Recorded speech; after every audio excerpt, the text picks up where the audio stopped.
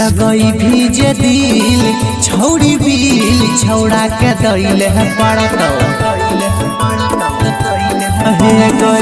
लगई भीजे दिल छौड़ी बिल छौड़ा के दैल है पड़तो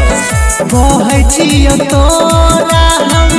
दर्द सहैल है पड़तो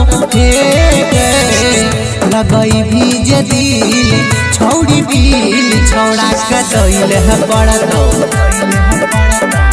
लगई भीजे दिल छौड़ी बिल छौड़ा के दैल है पड़तो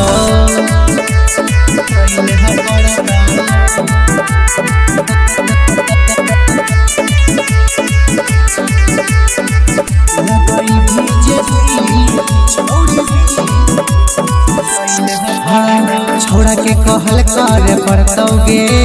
तब तोर जवानी निखरतोगे जब मन तब बोलाई के पांजा में कस के धरतोगे बुझली गे छोड़ा के कहल करे पड़तोगे तब तोर जवानी निखरतोगे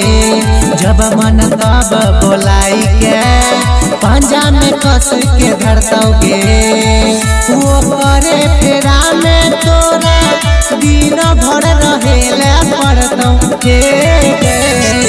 लगई भीजे दिल छौड़ी बिल छौड़ा के दैल है पड़तो लगई भीजे दिल छौड़ी बिल छौड़ा के दैल है पड़तो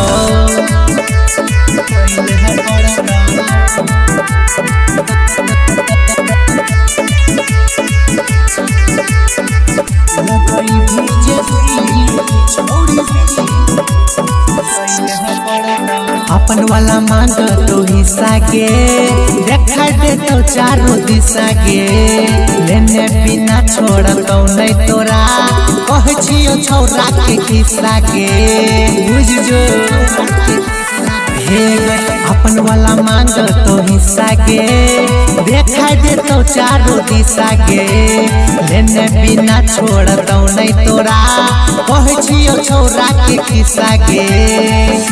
रौशन अमर आयुष के बस बस कहल है पड़तो लगई भीजे दिल छौड़ी बिल छौड़ा के दैल है पड़तो लगई भीजे दिल छौड़ी बिल छौड़ा के दैल है पड़तो। Angika recording studio Rupauli Purnia Bihar.